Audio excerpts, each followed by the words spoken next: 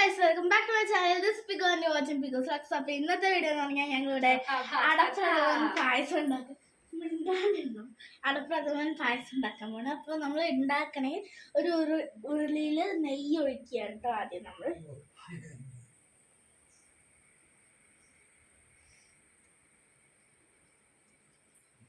നെയ്യ് ഒഴിച്ച് നമ്മൾ ഇനി എടുക്കാം.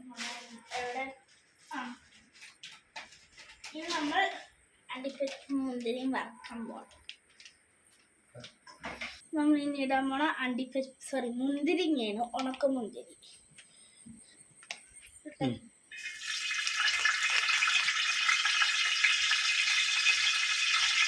എന്നിട്ട് നമ്മൾ ഇടാൻ പോണത് അണ്ടിപ്പരിപ്പാണ്, എന്ന് പറഞ്ഞാൽ കാഷ്യൂ നട്ട്.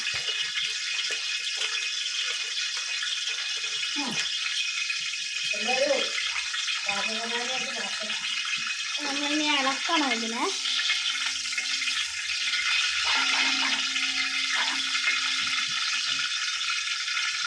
ഇനി നമ്മൾ ഇതിലോട്ട് പഴം ഇടാൻ പോവാം. ഇട്ടെ ഉടച്ച പഴമാണേ. നമ്മളിനി പഴം ഇടാൻ പോകണം ഇതിലോട്ട്.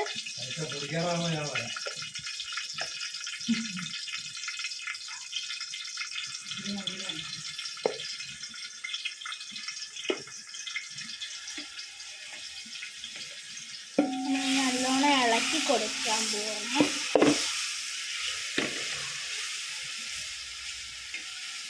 ഈ മുന്തിരി ഇങ്ങനെ വീർത്ത് വരുമ്പോൾ നമ്മൾ ഈ അണ്ടിപ്പരിപ്പും പഴം ഇടണം.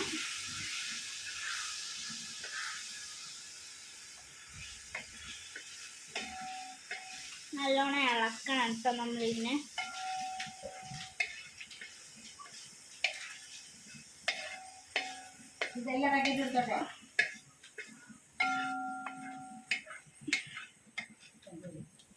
അപ്പൊ നമ്മൾ ഇട്ടിക്കണതൊക്കെ അണ്ടിപ്പരിപ്പുണ്ട്, മുന്തിരി, പിന്നെ ഉടച്ച പഴം.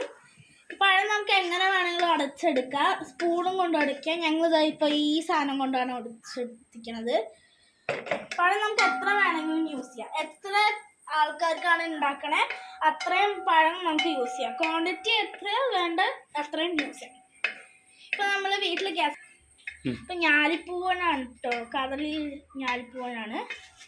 നമ്മളിതിനെ മിക്സ് ചെയ്യണം, നല്ലോണം മിക്സ് ചെയ്യണം കേട്ടോ, എന്നാലേ അതിൻ്റെ ഒരു ടേസ്റ്റ് കിട്ടുള്ളൂ.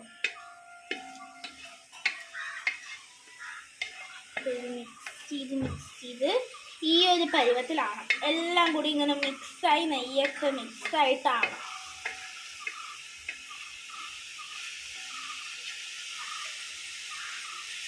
നല്ലോണം മിക്സാണ്. പഴമൊക്കെ ചെറുത് ഉടങ്ങിയിട്ടില്ല, അത് കുഴപ്പമില്ല. നമുക്ക് പഴത്തിൻ്റെ ചങ്ക്സ് നല്ലോണം ആവശ്യമാണ്. എന്താ വെച്ചാൽ അടപ്രഥമനിൽ ഇതാണ് ഏറ്റവും ആവശ്യമുള്ളത്.